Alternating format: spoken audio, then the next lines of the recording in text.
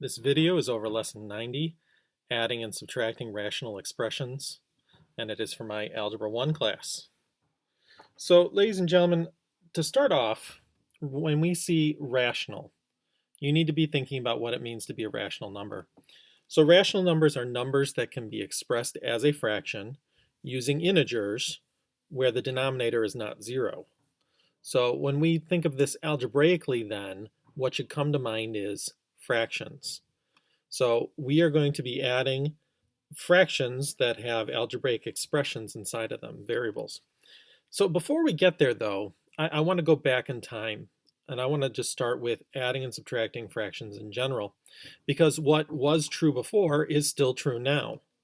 So just starting very easy, we're going to do 2/5 plus 4/5. And I shouldn't need to do a lot of explanation here. You should know, excuse me, that we're going to add the numerators.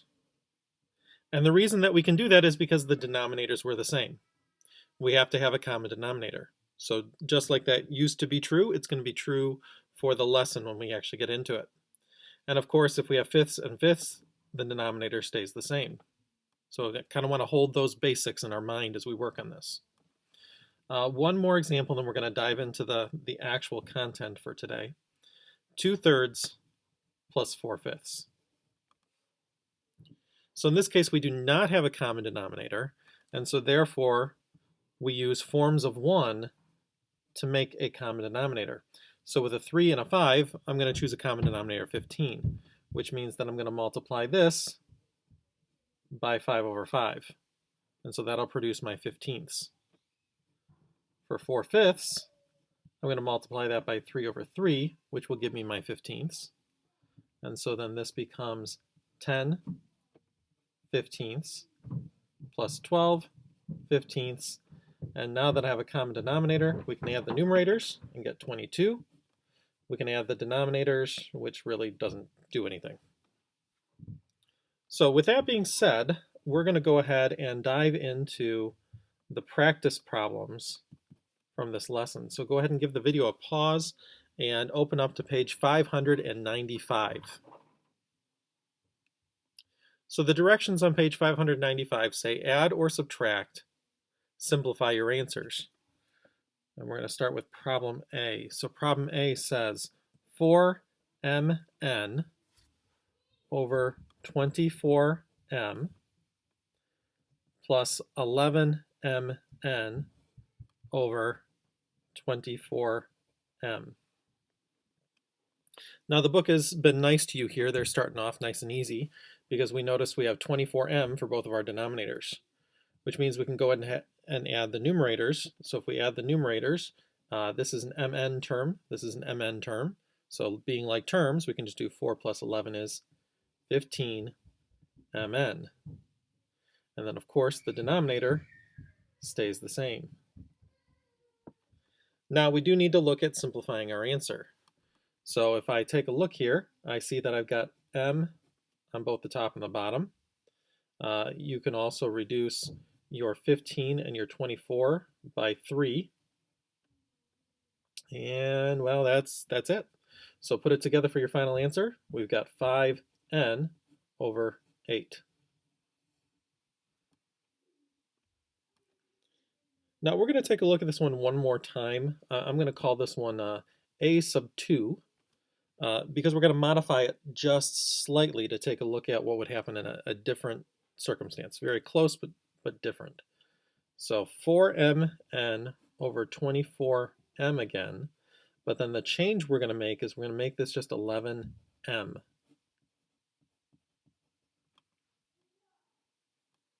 So now my numerators are no longer like terms, which means that when I add this together, we cannot combine them.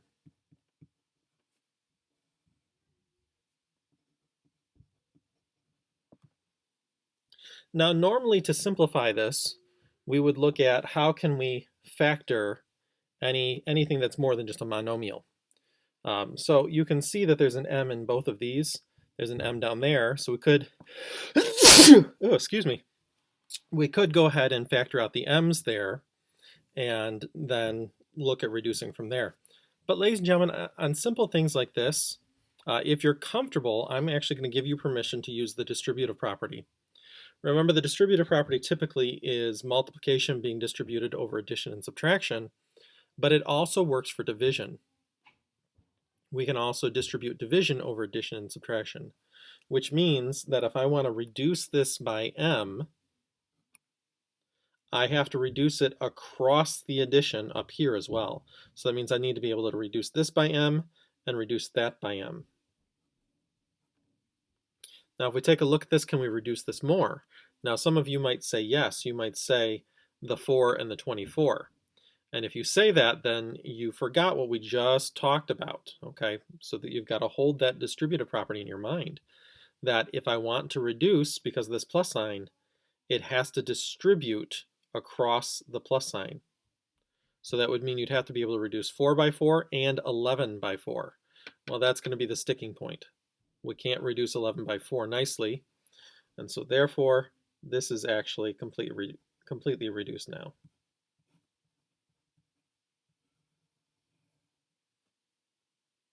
So remember, we can distribute division across addition and subtraction. It's got to go to each term if we're going to reduce. It's a very common error. Students forget to do that. All right, well, moving on, B. So go ahead and copy down B, 7y minus 2 over y plus 6. And this time we are subtracting y minus 38 over y plus 6. So again, we have a common denominator already, so that's good. Remember that subtraction really works the same way as addition. The only difference is we're going to subtract the numerators. So remember, anytime we got a subtraction sign, you can also think of that as like a negative. So this minus here, though, this negative is going to end up distributing to both of these. So we got to remember that we are subtracting this entire numerator, not just the y, but also the negative 38. So if we go ahead and subtract this, I have 7y then minus y, that'll be 6y, and then we have a negative 2 minus a negative 38. Well, minus a negative would be like plus a positive, so this is really a negative 2 plus 38. Well, that's a positive 36. And the denominator will stay the same. And so there may not be anything here that's super obvious that you can reduce, so this would be a good time to go ahead and factor your binomials. So up top, obviously, we can factor out 6, and when we do, we discover there is something that can cancel. So we can treat the entire denominator like a quantity. So even though I haven't written parentheses around it, we can treat it like a quantity. So we can cancel this quantity with the entire denominator. Therefore, the answer to this actually is just 6. Letter C. Letter C, we have d to the 4th power plus 2d cubed all over d squared plus 5d, minus 5d minus 36. And then plus 2d cubed all over d squared minus 5d minus 36. So again, we have a common denominator, so they're still being kind of nice to us here. So we're going to add the numerators. So adding the numerators, I'm going to combine my d cubed with my d cubed. So this is going to give me d to the 4th power plus 4d cubed all over that common denominator.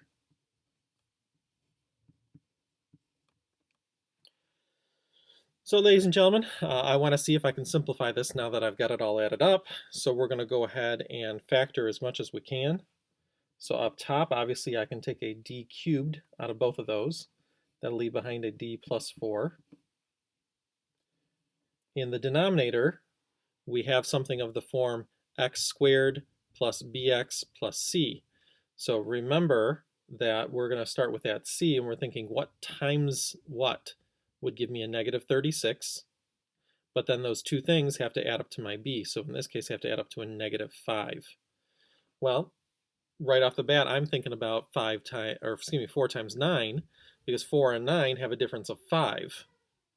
So in order to make this negative and that negative, if I make the 9 my negative, so d minus 9, and then I'll take my 4 and make that the positive, then negative 9 times positive 4 would give me my negative 36. Negative 9 plus positive 4 would give me my negative 5. So there it is. And of course, you should be able to look at this and see quickly that we can go ahead and reduce those quantities. Meaning that my answer then is going to be d cubed over the quantity that's left over. And since it's the only quantity on the bottom, we don't need the parentheses. So just like we could imagine parentheses here, we can imagine the parentheses there. And so my answer is d cubed over d minus 9. Letter D says negative 3p over 6p squared plus 2p cubed over p to the 4th power. So this time, ladies and gentlemen, they haven't been as nice to us as they were before. We do not have a common denominator, so that's going to be the first thing to settle. So in order to do that, what I'm going to do is I'm going to take my fractions, and I'm going to multiply each of these by a form of 1. Now my form of 1, though, sorry, wrote the wrong denominator there. My forms of 1 need to produce a common denominator. So I'm going to kind of break this apart in my mind between numbers and variables. So number-wise, I have a 6 here, I have a 1 here, an invisible 1 here. Erase that a little better. So an invisible 1 over here. So that means I don't really need a number over here, but I do need 6 over 6 here. Variable-wise, I have a p squared here, and I have a p to the 4th power here. So this is good, but I need 2 more p's over there. And I'm just going to clean that up a little bit. And so let's simplify that, and then we can add it up. So a negative 3p squared. Oh, I forgot the p there. My apologies. So that'll actually be cubed.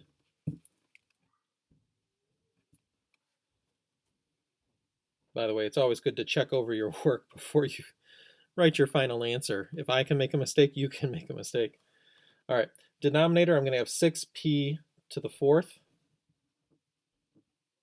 And then for this fraction over here, I'm going to have a 12p cubed over 6p to the 4th.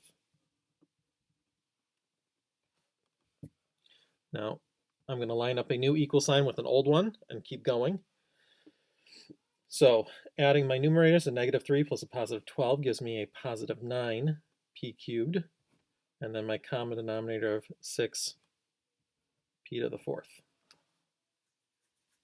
Well, I don't need to do the slashes here. This should be pretty obvious.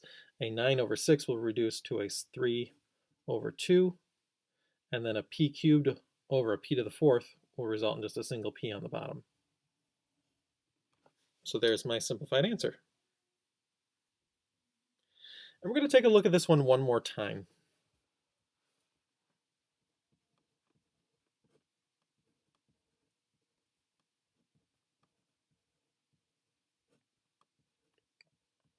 Maybe this occurred to some of you, and maybe not, but it's worth taking a look to see if there's any reducing that you can do ahead of time.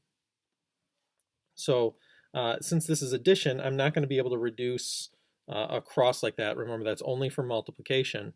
but I can always reduce within the fraction itself. So if I do that here, I see I got a -3 and I got a 6. I can make that a -1 and make that a 2. And then with a p on top and a p squared on bottom, that's gone, and this will be simplified just down to a single p. Over here, number-wise, can't do anything, but 3p's, we can cancel 3p's, leaving you just a single p on the bottom. So now I have a -1 over 2p plus 2 over p. So I do not have a common denominator. However, it should be fairly easy to get one. So I have a -1 over 2p times my form of 1 plus 2 over p times my form of 1. Well, actually, 2p and p, we can just leave the 2p alone. So I'm going to slide this all over again.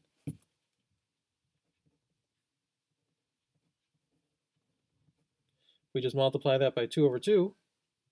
That will get us our common denominator. Now, if you wanted to keep that there, you could have done 1 over 1, but it doesn't really do anything for us. So 4 over 2p, and then add these up. So a -1 plus a +4 is a 3, and then 2p. So same answer, but probably a little bit easier along the way. So it's worth taking a look. Can I reduce ahead of time? If we go back up actually to letter A, we could have done that here. We could have reduced the m's in this fraction, the m's in that fraction, and we still would have had a common denominator of just 24. So something to watch out for. All right, I am running out of space here. This next one is going to take a good bit of space, so I recommend that we all flip over to the back.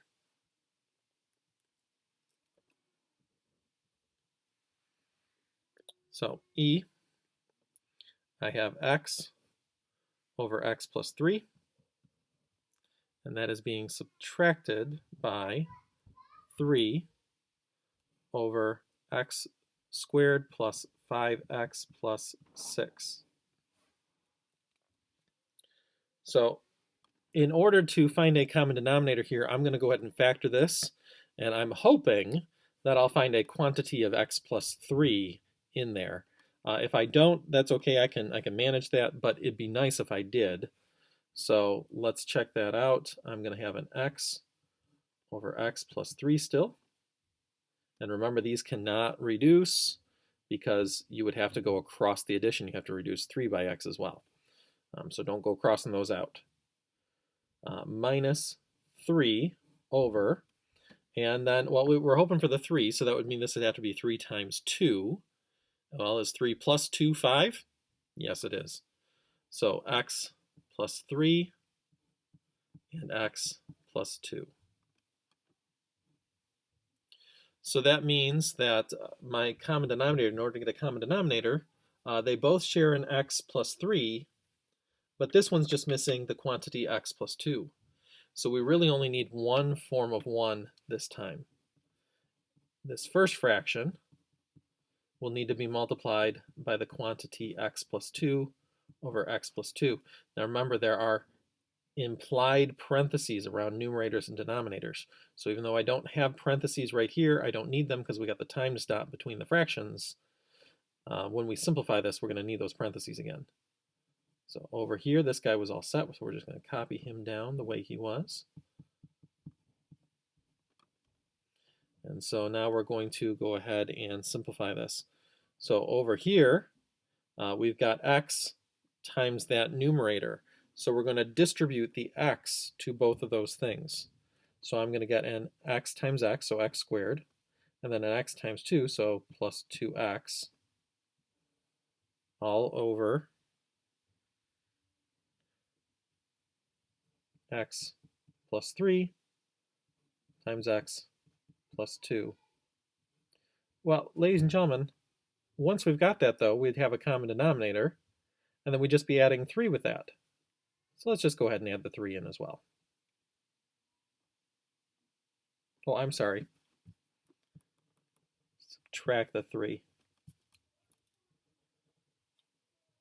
Again, if I can make these mistakes, so can you. There's a lot to keep track of, so look these over before you say you're done with the problem.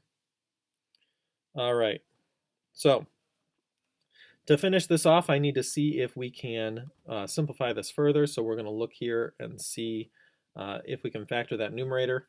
So we're looking for something times something that's a -3, but when I add them, I get a 2. Well, I'm thinking about the fact if I have a +3 and a -1, that would make a -3 when I multiply, but it'd make a +2 when I add.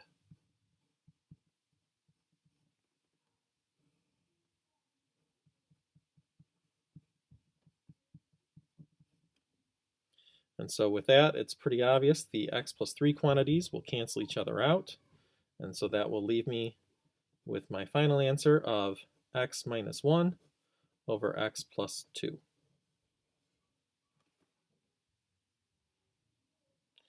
All right, moving on to F. For letter F, I have a -1 over t to the 4th power minus 2. And we're adding on to that t plus 9 over 2 minus t to the 4th power. Now, hopefully when you look at this, it stands out to you that your denominators, while not the same, are awfully close. The only difference is they've been switched around. But unfortunately, there is no such thing as the commutative property of subtraction. So we need to consider what happens when we switch two numbers around in a subtraction problem. So when I think about this, if I have a minus b, what's its relationship to b minus a? Well, the relationship is it'll produce the opposite answer. So this will be equal to this, but made opposite. So if you want to switch the numbers around in subtraction, that'll make them the opposite answer. So another negative, another opposite, will cancel that out, so they'll still be equal. So what I'm going to do here is I'm going to take my second fraction, because I like this first denominator. We typically like the variable to be the positive and be in front. So I'm going to leave that there. But what I'm going to do with my second fraction is I'm going to switch this around so it's the same thing. But when that becomes the same thing, then I get this extra negative to balance out switching it. I'm just going to take that negative and throw it out here as a minus. So the negative that would affect the denominator could just come out here. Now, we got a common denominator. Let's go ahead and do this then. So up top, I have a -1 minus a +9. So that's going to make a -10. And I have a minus t, so that's going to make a -t, and I'm going to put that in standard form.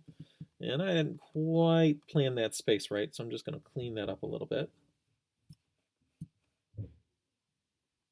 And then that'll all be over t to the 4th power minus 2. And that would work as a final answer. Now, if you look at it, though, we have a lot of negatives here. So another option would be, for my answer, just seeing all the negatives there, is I could switch these two around again, but that would produce a negative. And so I could also take these two and just distribute that negative into them. So I'm going to take the negative that's produced from switching the denominator and distribute it into the numerator. So they become a +t and a +10. And that might actually be a slightly nicer answer, but really either one of those would work.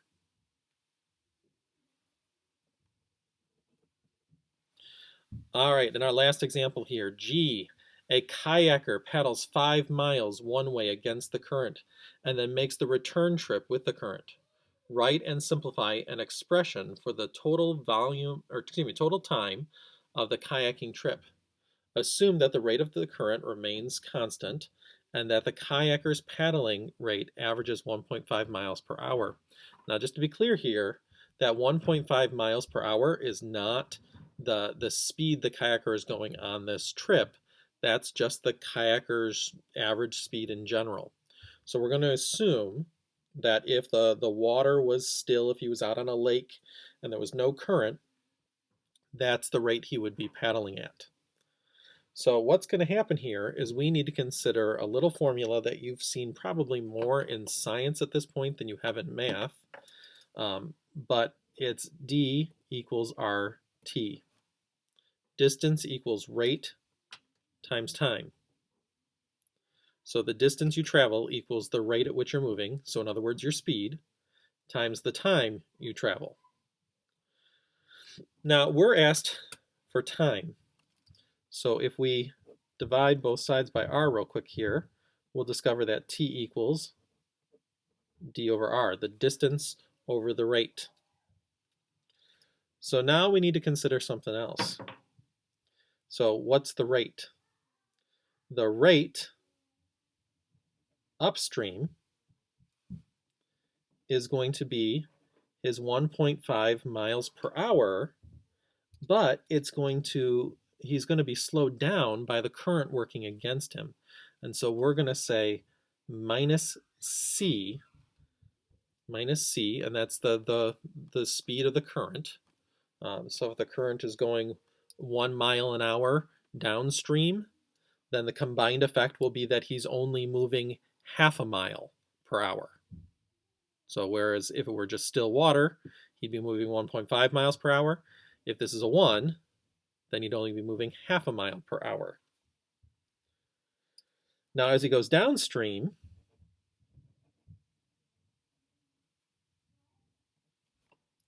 the current is going to be working with him. And so the current is actually going to be adding to his paddling. So if normally he's moving 1.5 miles per hour, if the current is going 1 mile per hour, then that will have a combined effect of him going 2.5 miles per hour downstream. So those are my two rates. So in order to find the time, so the time that he's spending is going to equal the time he takes to go upstream. So the distance he goes upstream is 5 miles. The rate at which he's going upstream is 1.5 minus c. And then we're going to add to that the time it takes him to go downstream. So again, the distance is still 5 miles, but this time the current is working with him. And ladies and gentlemen, you'll see problems like this. Sometimes it might involve an airplane and the wind speed when the plane is moving with the wind or against the wind. So this is how we set these up. Now, in order to add these together, I need a common denominator. So we can see that we've got two different quantities. So we need forms of 1. So this first one will be 5 over 1.5 minus c times its form of 1, plus the other one, 5 over 1.5 plus c times its form of 1. Well, ladies and gentlemen, because they're two different quantities, the only way that we're really going to be able to find a common denominator is by multiplying each one by the other fraction's denominator. So this will have to be 1.5 plus c on top and bottom. This will have to be 1.5 minus c on top and bottom. So cleaning this up now, I'm going to distribute the 5 to the numerator here. So 5 times 1.5 will be a 7.5. 5 times c will be a 5c. In the denominator, we'll just have both quantities now. For my other fraction here, I'm going to distribute. So again, I'm going to get a 7.5, but then this time it's a minus c, so I'll get a minus 5c when I distribute the 5. And again, the denominator just has both quantities.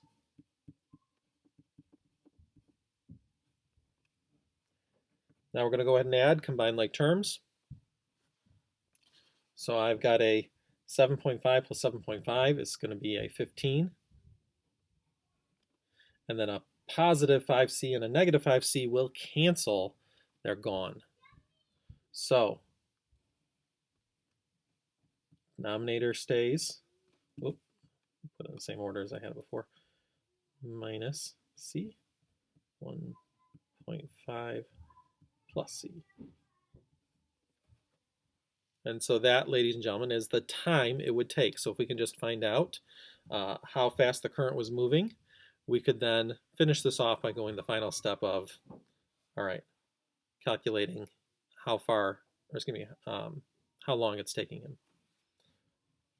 So that, ladies and gentlemen, is our answer. And that also is the end of this lesson.